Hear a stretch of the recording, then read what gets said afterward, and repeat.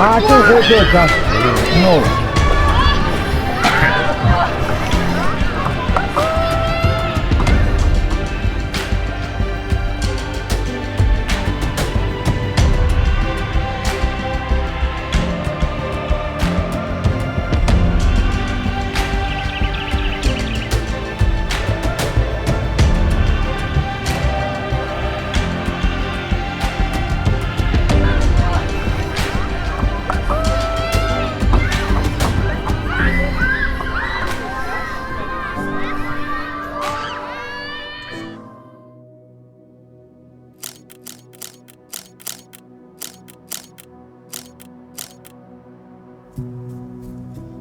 नमस्कार, बारामासा में आप लोगों का एक बार फिर से स्वागत है।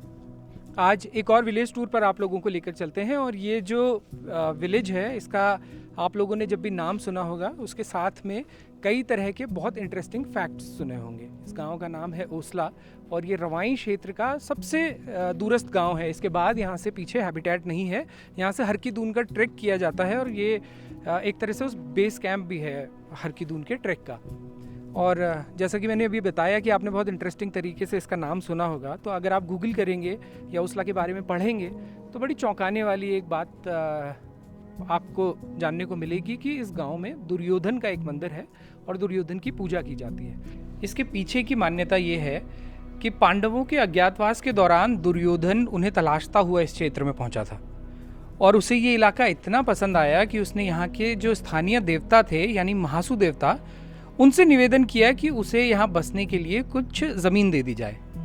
कहते हैं कि तब महासु देवता ने ही दुर्योधन को यहाँ बसने की अनुमति दी थी और आगे चलकर उसके वंशजों ने और उसके अनुयायियों ने उसका यहाँ एक मंदिर बनवाया। इसी मान्यता के अनुसार ये भी कहा जाता है कि जब कुरुक्षेत्र के रण क्षेत्र में कौरवों की हार हुई और दुर्योधन मारा गया तो इस क्षेत्र में रह रहे उसके अनुयायी इतना दुखी हुए और इतना रोए कि उनके आंसुओं से तमस नदी पैदा हुई, वही तमस नदी जिसे आज टॉन्स नदी कहा जाता है।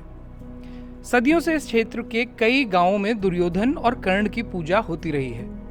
उत्तरकाशी जिले की आधिकारिक वेबसाइट में भी दुर्योधन के मंदिर का जिक्र मिलता है, लेकिन अब यहाँ के स्थानीय लोग इस मान्यता को नकारने लगे हैं और विशेष तौर से जो यहाँ की युवा पीढ़ी है वो खुद को कौरवों से एसोसिएट नहीं करना चाहती, उनका अनुयायी नहीं कहलाना चाहती। इसीलिए गांव के अधिकतर लोगों से जब आप आज बात करते हैं तो वो इस मंदिर को दुर्योधन का मंदिर नहीं बताते, बल्कि वो कहते हैं कि ये सोमेश्वर महादेव का मंदिर है और सोमेश्वर महादेव को यहाँ के लोग भगवान शिव का ही एक अवतार मानते हैं। आपको गांव पूरा घुमाने ले चलते हैं और हमारे साथ में हैं जगदीश भाई, जगदीश राणा जी। जगदीश जी, आपका बहुत बहुत स्वागत है बारामासा में। ठीक है, ये जैसे हमारा ये गांव ओसला का है, ये सोमेश्वर का है, सोमेश्वर महादेव जी का है, हरकिशोर महादेव जी का है। और जैसे दुर्योधन लोगों ने बनाया है तो ये दुर्योधन का नहीं, तो लोगों का पहले के लोगों को पता नहीं था कि शंकर भगवान जी का ही दुर्योधन का है। तो लोगों ने बोला अच्छा, नहीं पूछा, लोगों ने कोई आएंगे नीचे से, फिर पूछा उन्होंने किसका मंदिर, उन्होंने बोला दुर्योधन का है। नहीं, दुर्योधन का नहीं, शंकर भगवान जी का है। फिर बोलते हाँ लोग दुर्योधन की पूजा करते, फिर हमको लोग अच्छा नहीं लगता। अभी लोगों ने लिखा, गलत लिख गया ना। फिर आगे जो लोग लिखेंगे वो अच्छा लिखेंगे, सोमेश्वर के नाम से लिखेंगे, सोमेश्वर के नाम से लिखेंगे, फिर हमको अच्छा लगेगा। और इसकी जो लकड़ियां हैं उसकी बारीकियों को आप देखिएगा, कितनी खूबसूरत नक्काशी उन पर की गई है। और चारों तरफ एक मंदिर का जो टॉप है वो लगभग वैसे ही जो कोटी बनाल शैली जो इस क्षेत्र में रवाई और जौनसार के क्षेत्र में जो भवन निर्माण में देखने को मिलती है। बारामासा में एक अलग से एपिसोड भी कोटी बनाल शैली के मकानों पर किया गया है, वो आप लोग ज़रूर देखिएगा। और इसको थोड़ा सा गौर करने की कोशिश कीजिए कि ये जो बर्ड्स ऊपर बनी हैं, ये बर्ड वही मोनाल शेप की बर्ड है जो कि हमारा स्टेट पक्षी है। ये मोनाली है जी, मोनाली का बर्ड बना रखा है। ये मोनाल है और ये मोनाल चारों तरफ आपको मिलेगा। और ऊपर भी जो बना, ऊपर भी मोनाल है, मोनाली पूरा चारों तरफ मोनाल बने, इनके चारों तरफ मोनाल है। हाँ, तो मोनाल का यहाँ पे कुछ आध्यात्मिक महत्व भी, मतलब पवित्र मानते हैं? पवित्र, अच्छा है, पवित्र मानते हैं। और शिकार वगैरह नहीं करते हैं? नहीं करते। मतलब जैसे जो क्योंकि ठंडे क्षेत्र का गांव है तो यहाँ पे नॉन वेजिटेरियन का कल्चर ऑब्वियसली बहुत ज़्यादा है। हर तरह से मतलब बकरी मारी जाती है, भेड़, शीप और गोट, चिकन वगैरह भी नहीं होते, मतलब कम है बहुत। चिकन का शौक तो मार्केट में मिलेगा, सांकरे में मिलेगा। तो बकरी और भेड़ मुख्यतः, और यहाँ त्योहारों में भी जो है या जनवरी फरवरी शादियों में फेस्टिवल हो या कोई फंक्शन हो कंपलसरी है। और वैसे ही सुखा के भी रखते हैं हाँ, मीट को ना, सुखा स्टॉक क्या रखते बोलते हैं उसे स्थानीय भाषा में, आप लोग क्या बोलते हैं? सुखा के मीट रखते हैं तो स्टॉक रखते हैं, जैसे कोठारों में रखते हैं ना सर्दी उसको के लिए। बोलते क्या है, आप लोग क्या बोलते हैं? शिकार बोलते हैं, शिकार। शिकार ही बोलते हैं। अच्छा, तो जैसा कि हमने नीति में भी देखा था कि ठंडे इलाके हैं वहाँ पे प्रिजर्व कर लिया जाता है जब बहुत ज़्यादा बर्फ़ पड़ जाती है तो सर्दियों के लिए, और यही वो समय है, मतलब अब शुरू करेंगे शायद सर्दी ना, का 6 महीने का स्टॉक होता है, 6 महीने का 6 स्टॉक महीने है। का स्टॉक रखते हैं। और मैं एक बार आपको इस्टेब्लिश कर दूं कि ये एग्जैक्टली ओसला गांव है कहाँ। तो ये उत्तरकाशी ज़िले का हिस्सा है, और यहाँ आने के लिए सांकरी, जहाँ से केदारकांठा वगैरह अब काफ़ी कमर्शियली पॉपुलर हो गया है, सांकरी नाम की जो जगह है, क्योंकि वहाँ से केदारकांठा का ट्रैक होता है, हरकीदून का ट्रैक होता है। और ये हरकीदून वाले ट्रैक वाले रास्ते पे जब आप नीचे सांकरी से, और ये गांव कितना 12 किलोमीटर पे, 12 किलोमीटर पैदल 12 किलोमीटर आप सांकरी से चलेंगे तो आप ओसला गांव में पहुंचते हैं। और सांकरी से ये जो 12 किलोमीटर का ट्रैक है बहुत डिफ़िकल्ट ट्रैक नहीं है, अच्छा बहुत ही खूबसूरत ट्रैक है, लगभग हर तरह के एलिमेंट्स आपको मिलेंगे। बहुत ठंडी जगह है जहाँ की बिल्कुल डिफरेंट जो स्ट्रक्चर्स हैं मकानों के, जो आर्किटेक्चर है वो अभी हम आगे चलेंगे तो आपको उन गाँवों की स्ट्रक्चर्स पे भी उसकी डिटेलिंग पे भी बात करेंगे। वो आपको मिलता है, फ्लोरा फौना बदलता हुआ नज़र आता है। चीड़, शुरू में आपको चीड़ मिलेगा, उससे ऊपर बांझ मिलेगा, और उससे ऊपर ट्री लाइन को ख़त्म होते हुए भी आप नोटिस करेंगे। और ये सुपिन नदी, यहाँ से सुपिन नदी क्रॉस होती है ना यहाँ से, सुपिन होती फिर आपके नेटवर्क जाके रुपिन बन जाती, फिर उसका टॉन्स बन जाता है, रुपिन सुपिन का मिलान होता है, फिर टॉन्स बन जाता है। जी जी जी। तो जैसा कि भाई ने बताया कि वो जो टॉन्स नदी है, जो हमारे जौनसार क्षेत्र की एक मशहूर नदी है, वो रुपिन और सुपिन नाम की दो नदियों के मेल से बनती है। तो इधर से होते हुए जो ओसला गांव से होते हुए जो नदी जा रही है वो सुपिन नदी है, सुपिन है। और रुपिन वो रुपिन पास पास हिमाचल की तरफ से हिमाचल आती से है, आती है। और उन दोनों के मिलके फिर टॉन्स नदी बनती है नेटवाड़ में संगम है जहाँ से वो टॉन्स बनती है। आइए थोड़ा आगे की तरफ चलते हैं, गाँव की तरफ। आप लोग देखिए कि जो पहनावा है वो भी भौगोलिक क्षेत्र के हिसाब से, क्योंकि ठंडा इलाका है तो उसी तरह से जो जैकेट टाइप की जो पहनी जाती है, जैकेट कोट हो या चोल्टी, चोल्टी, उसे चोल्टी भी कहा जाता है, और स्थानीय भाषा में मतलब गांव में उसे फर्जी भी उसको कहते हैं, लेकिन उसको 12 महीने पहनता हमारे यहाँ। अच्छा, उसको 12 महीने पहनते हैं। ठंडा इतना होता ही है उसमें, ठंडा तो नहीं होता, अभी जो ठंडा का मौसम है तो उसमें क्या हीट गर्म होगा, जैसे गर्मी में वहाँ ठंडा होता है, कूल होता है पर उसके अंदर। अच्छा, अरे वाह। और ये जो है जो चोल्टी जो बनती है वो किस चीज़ से, भेड़ की ऊन से? हाँ, भेड़ के बाल काट के बनते हो, बहुत मेहनत है उसमें भी, काटना, फिर उसका बुनाई, फिर उसकी सिलाई, फिर उसकी कताई, फिर उसका मेहनत करना पड़ता है उसमें, तब बनाना, फिर सिलाना के। तो गांव में जो मकान हैं, ये अधिकतर मकान जो हैं सारे लकड़ी के ही मकान लकड़ी के बने हैं। आपको खुद पता है इतना ठंडा कहाँ है, पत्थरों के बनेंगे, सीमेंट के बनेंगे। सीमेंट लाना भी बहुत डिफिकल्ट है, सरिया लाना, सीमेंट लाना, ईंटें लाना। तो लकड़ी में हमें थोड़ा फ़ायदा है, तो फ़ायदा नहीं, काफ़ी दूर से लाना, लेकिन थोड़ा बहुत ज़्यादा काफ़ी फ़ायदा है। अच्छा, और लकड़ी ये लकड़ी जो है ये कहाँ से आती है? वाली साइड से आती है, पल्ली साइड। ये सारा देवदार है? देवदार, कैल, मोरन का भी है। अच्छा, 3-4 वैरायटी है ना। एक चेंज तो यहाँ पे नोटिस किया जा सकता है कि जैसे ये पुराने मकान हैं तो इनमें तो सब पठाल लगी है, लेकिन जो नए बन रहे हैं जैसे वो है तो वो चादर लगाने लगे। तो ये पठाल भी आज बंद कर दिया गया। कोई नहीं, पहले के जो लोग पठाल निकालते थे ना, आज पठाल निकालना बंद कर दिया लोगों ने, बंद कर दिया लोगों ने। और ऐसा क्यों, मतलब क्यों? क्योंकि कारीगर नहीं मिलते? कारीगर नहीं मिलते, पहले कारीगर थे, जानकारी थी लोगों को निकालने की। आज लोगों को पता है, लोग में पता ही नहीं कि कैसे निकलती, किसी कारीगर ना कैसे काम करना, पता ही नहीं लोगों को, इसलिए थोड़ा कहा चलो चादरें लाते हैं।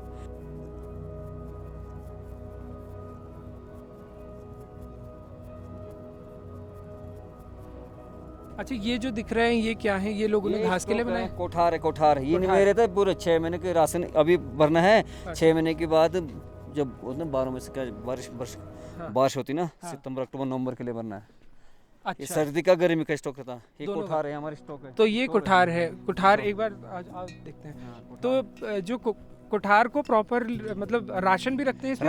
राशन इसमें राशन, चिकन, मटन, जो भी ड्रिंकिंग करना है किसी को, ये स्टॉक रखा गया है, हमारा बनाया रखा है। अच्छा, ये चीज़ों के लिए। अच्छा, और ये जो ड्रिंकिंग वाला जो आपने बोला वो नीचे से लाके रखते हैं या स्थानीय लोग? बस स्थानीय लोग बनाते, गुड़ की, या किसी के पैसे वाला मतलब इंग्लिश ले आते हैं, इंग्लिश लेके आते हैं वाइन शॉप से, और एक बोतल।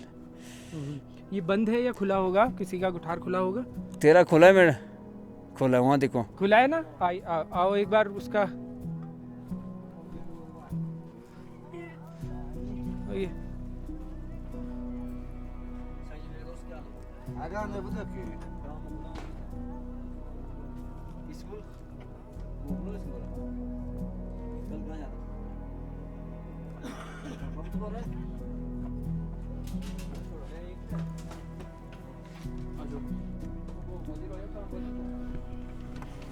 हम अपनी भाषा में इनको गांजे कहते हैं। गांजे। हाँ। अच्छा। और हिंदी में पता नहीं क्या कहते होंगे। हाँ, कुठार वैसे हुआ है ना। हाँ, इसका नाम कोठार है पूरे का। कोठार। हाँ। तो इसमें रात को सोते नहीं है?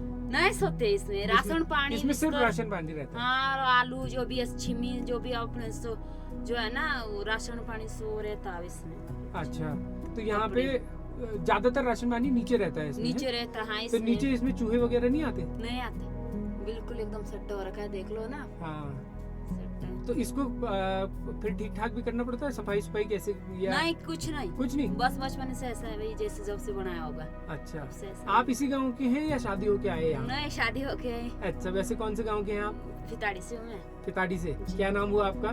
पश्मीना। पश्मीना नाम है जी। आपका? अरे वाह, बहुत सुंदर नाम है। जी। क्या होता है पश्मीना? पश्मीना की भेड़ होती है। हाँ।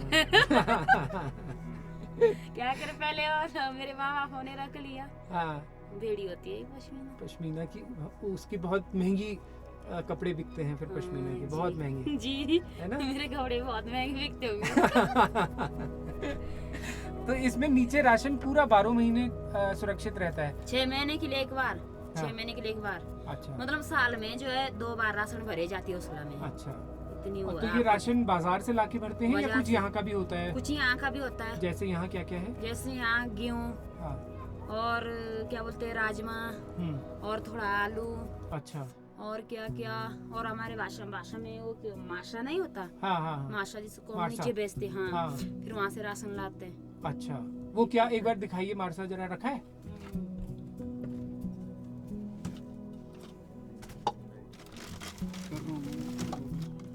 ये है जी मार्शा, इसमें होगा शायद मार्शा।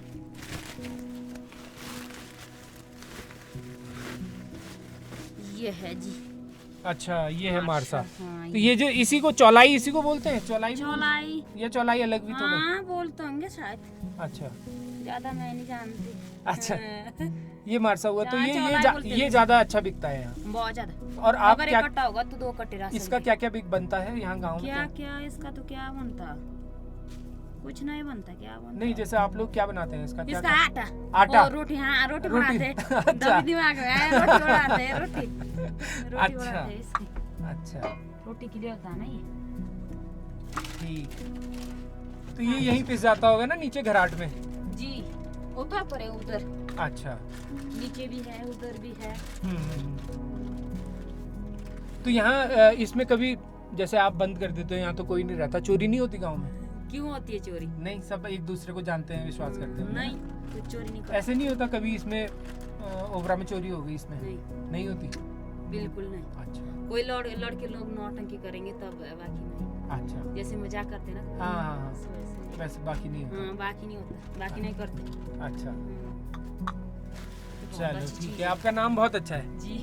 धन्यवाद। तो ये जो गाना बज रहा है, ये कौन सा है गाना? हिमाचली है गाना नहीं? हाँ, तो हिमाचली यहाँ की जो गांव की जो बोली है, जो भाषा है, इस भाषा को क्या बोलते हैं? आप लोग क्या बोलते हो? हम तो रवाई में आते, रवाई गाना बोल लोकली। हाँ, रवाई के है ना? तो तो रवाई रवाई की की जो भाषा भाषा है वो हाँ। रवाई, आप बोलते क्या हो उसको? रवाई की भाषा बोलते हैं हम लोग। यहाँ अच्छा। की भाषा है हमारे यहाँ की। हाँ, नहीं, जैसे गढ़वाल में जो बोली जाती है वो गढ़वाली हुई, और तो गढ़वाली हुई, हिमाचली हिमाचली है। यहाँ की- का रवाई की भाषा है यहाँ की। अच्छा, मतलब वो गढ़वाली का ही रवाई रूप है या हाँ। बिल्कुल अलग है वो गढ़वाली से? न थोड़ा गढ़वाली से अलग है, गढ़वाली से अलग काफी चेंज है भाई। पर हिमाचल से ज्यादा मिलती होगी वो भाषा ना? हाँ, मतलब जैसे गांव एक्चुअली हमारा हिमाचली पीछे तो है, पहाड़ हाँ, के बिल्कुल पीछे पीछे है, जस्ट हिमाचल पास ही है। बॉर्डर है। हाँ, हाँ, नजदीक है हिमाचल। तो यहाँ कल्चर भी इनफैक्ट हिमाचल से बहुत सारी चीजें काफी सारा मिलती हैं, है ना? हाँ और जैसे गांव के अधिकतर लोग हिमाचली गाने समझ लेते हैं। हाँ, काफी सारे। हाँ, यहाँ क्योंकि- मोस्टल जो अपना गांव है, यहाँ का पूरा गाना सुनते हैं। नेपाल यहाँ का, हिंदी यहाँ का, गढ़वाली यहाँ का, हिमाचली यहाँ का, अच्छा, पूरा गाना। जैसे अपने नरेंद्र नेगी और प्रीतम बर्तवानी, गजेंद्र राणा, उनके गाने भी सारे समझ में सुनते आते हैं लोगों को। सुनते हैं लोग। ठीक या है। समझ रहे, पूरा बोल नहीं पा रहे हैं, बोल नहीं पा रहे। हाँ, गाना पूरा समझ लेते हैं। हिमाचल का हो या गढ़वाल का हो या नेपाली हो, अच्छा। तुरंत कैच कर लेते हैं यहाँ के लोग। हाँ, हाँ। यहाँ एक बात मैंने बहुत अच्छी देखी कि नीचे से जब यहाँ ऊपर आने लगते हैं, ऑडियंस को भी ये बता दें कि इस गांव में आने के लिए फॉरेस्ट का एक पास लगता हाँ है। पास लगता है, बिना पास के आप बिना यहाँ पास नहीं के आ आने नहीं सकते। देते, क्योंकि राष्ट्रीय पार्क है, सेंचुरी पार्क है ना यहाँ, हाँ। अलाउड नहीं है हर आदमी को आना।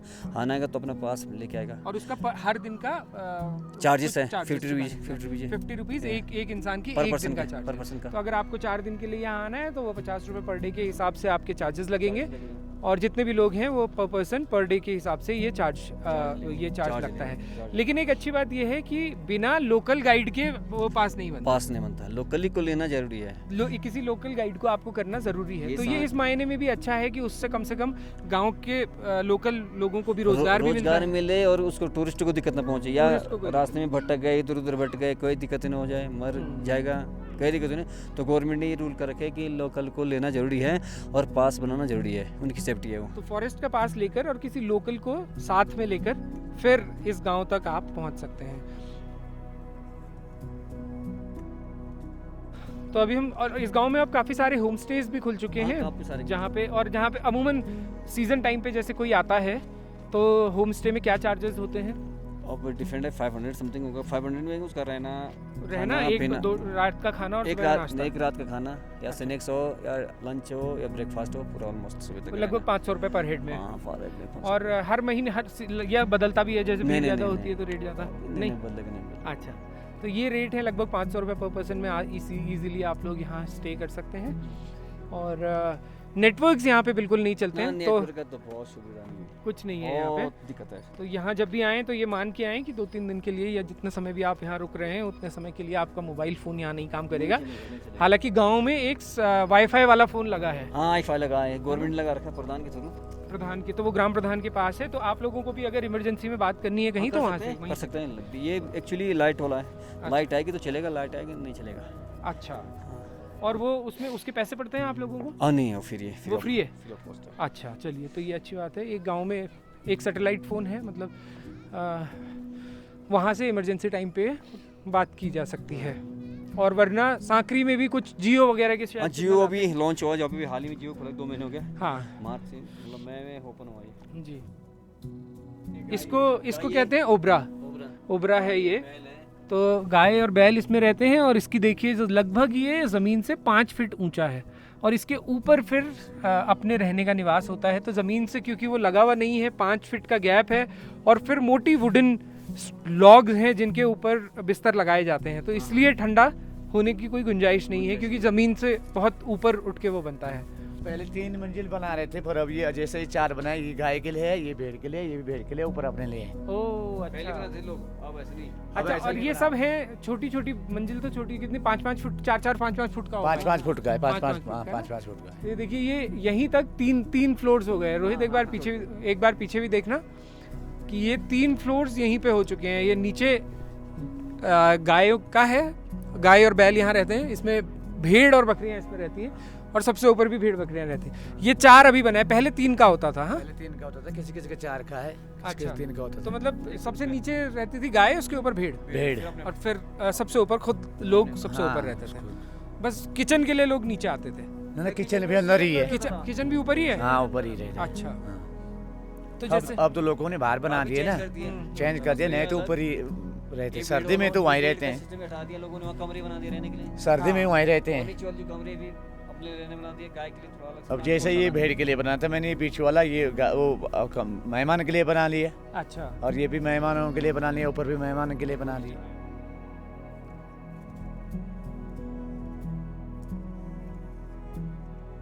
जिसका नाम है टणका, और बाहर से देखने में ये ऐसा लगता है कि बालकनी का ही एक एक्सटेंडेड वर्जन हो।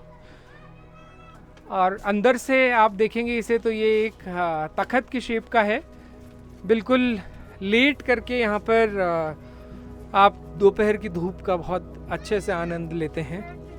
तो ये एक छोटी सी बैठक हो जाती है धूप सेकने के लिए और बैठने के लिए सर्दियों के मौसम में। और क्योंकि यहाँ तो 12 महीने ही काफ़ी सर्दी होती है, लगभग 3,500 मीटर की हाइट पे ये गांव है, तो अच्छा स्नोफॉल होता है, और गर्मियों में भी सर्दियों जैसा ही मौसम रहता है। लेकिन एक अच्छी बात यह है कि यहाँ पर माइग्रेशन नहीं है, जबकि अमूमन हम देखते हैं कि जो सेमी नोमैडिक ट्राइब्स अमूमन इतनी हाइट पर रहती हैं जो कि 6 महीने के लिए नीचे चली जाती हैं। लेकिन इस गांव की अच्छी बात यह है कि काफ़ी बड़ा गांव है, एक तो 150 परिवारों के लगभग गांव है, और उसके साथ ही पूरे 12 महीने यहाँ पर लोग रहते हैं। 6-6 महीने का राशन स्टॉक करते हैं, जैसा कि आपने देखा कि उस राशन को कहाँ रखा जाता है, और उसी के सहारे फिर पूरे 12 महीने, चाहे बर्फ़ कितनी भी पड़े, लेकिन 12 महीने तक लोग यहाँ होते हैं गाँव में। तो एक और मिथक जो इस गांव से जुड़ा है, जिस बारे में शुरू में भी बहुत थोड़ी सी बात हुई, कि लव मैरिजेस का गांव ओसला को कहा जाता है। कई लोगों के बीच में ये मिथक भी हैं कि यहाँ लड़के लड़कियां जो है भाग के ज़्यादा शादी करते हैं और वो शादियां फिर स्वीकार कर ली जाती हैं, मतलब एक्सेप्टेबल है, कोई बहुत बड़ा टैबू नहीं है लव मैरिज। तो उसके बारे में भी हम भैया से पूछते हैं। हाँ, आप बता रहे थे कि क्यों वो बोला जाता है भाग के शादी करने वाली जो बात है। ऐसा होता है ना, उसमें लड़की और लड़का का राजी हो जाता है। अब घर की राजी नहीं होगी तो उन्होंने कहा ठीक है, लड़की का पिता भी नहीं देगा लड़का के लिए, लड़का का पापा भी नहीं लाएगा लड़की के लिए, तो उनकी राजी हो गई। घर की राजी नहीं तो उन्होंने कहा चलो हम भाग के जाते हैं, घर वाले क्या करेंगे हमारा। तो इसलिए बनाया गया यहाँ के लोगों को ज़्यादा ये, तो ताकि दे भी सकते। दहेजा भी उतना दे नहीं सकते लड़की को, किसके दे भी नहीं सकते। बारात निपटाने में यहाँ बहुत कठिन है, कठिन है। यहाँ कुछ भाग जाता है तो ऐसे ठीक ही हुआ, हल्की पार्टी बना लेते हैं, 50-60 लोगों की पार्टी बना लेते हैं, उसको भी मना लेते हैं, 1-2 बकरा काट लिया। अच्छा। बाकी लोग तो गाड़ी मांगते हैं, घोड़ा मांगते हैं, कई चीज़ें मांगते हैं, तो कहाँ से गरीब लोग है, कहाँ से लाना है। कंपलसरी कई चीज़ें होती है, सोना चांदी, उसके लिए कपड़े। तो उसकी वजह से फिर धीरे धीरे ऐसे होने लगी है कि उस चलन में थोड़ा काफ़ी चेंज हो काफ़ी गया। वो चेंज हो गया। अब चेंज होने लगा है। हाँ, चेंज हो रहा है। अच्छा, लेकिन पहले होता था, आपने भी करी है कि ऐसे ही भाग की? ना मैं तो शाम में अच्छा, पहले नहीं था, बीच में ही हुआ। पहली शादियाँ होती थी, हल्का होता, इतना नहीं था कि चलो सोना चांदी। 15 साल से 15 साल से ही मामला हो रहा है कि भाग के जा रही लड़कियाँ। मैं तो पहले नहीं भाग रही, अच्छा। 15 साल से लड़कियाँ भाग के जा रही है। अब लोग दे नहीं पा रहे उतना दहेज, तो लड़की को दे नहीं सकते हैं। हम लोग गरीब लोग हैं यहाँ पे, उतना दे नहीं सकते हैं, इसलिए तब राजी हो जाते हैं। जब 2 राजी हो जाते हैं तो सब लोग राजी हो गए। राजी हो जाते हैं। मेरे पास 4 लड़कियाँ होंगी तो मैं 4 लड़कियों को दे नहीं पाऊंगा उतना। 4 तोला सोना, उनके लिए ज्वाइन के लिए अंगूठी, रिंग, कपड़े, तो इसलिए मैं हल्की में निपट रहा है लोग की चीज़ें। तो ये था ओसला विलेज, और बहुत बहुत शुक्रिया भाई साहब, थैंक यू भाई जी, हमसे थैंक बात यू। करने के लिए भी आपका भी बहुत बहुत धन्यवाद। तो ये था ओसला विलेज, जिसका आज हमने आपको एक छोटा सा विलेज टूर करवाया, और आप लोग भी ज़रूर आइए, क्योंकि रवाई घाटी ऐसा होता है कि किसी भी कल्चर में जिस पर्टिकुलर भौगोलिक क्षेत्र को, किसी जोग्राफिकल लोकेशन को अगर लोग बहुत एक्सप्लोर नहीं करते, उसको जानते नहीं हैं, तो उससे बहुत मिथक जुड़ जाते हैं। और उत्तराखंड में विशेष तौर से जौनसार और रवाई जैसे क्षेत्र से आज भी कई तरह के मिथक जुड़े हैं, और ये मिथक उन लोगों के बीच ज़्यादा हैं जो कि गढ़वाल और कुमाऊँ के क्षेत्र में रहते हैं, क्योंकि बहुत मामूली से डिफरेंसेस हर कल्चरल बैकग्राउंड में है, लेकिन क्योंकि एक्सपोजर इस इलाके का बहुत दूरस्थ क्षेत्र रहा, मेन जो बाकी के क्षेत्र का जो मेन स्ट्रीम का जो रूट है उससे ऐसे डायरेक्टली कनेक्टेड नहीं रहा, तो इसलिए बहुत अनएक्सप्लोर्ड रहा, तो इसलिए कई सारे मिथक यहाँ से जुड़े हैं। जैसे कि एक हमने आपको यही बताया कि लड़कियों के भागने के लिए जो गांव जो मशहूर है वो क्यों है, उसका एक कारण आपको पता चला होगा। आप लोग भी ज़रूर आइएगा, और यहाँ आने के लिए वही मैं एक बार फिर से रिपीट कर देता हूँ कि आपको, अगर आप देहरादून से आना चाहते हैं तो आप विकास नगर की तरफ से भी आ सकते हैं और मसूरी की तरफ से भी आ सकते हैं। सांकरी आपको आना होगा। सांकरी में आपको यहाँ आने के लिए वहाँ जो फॉरेस्ट डिपार्टमेंट है उससे परमिशन लेनी होगी, एक परमिट लेना होगा।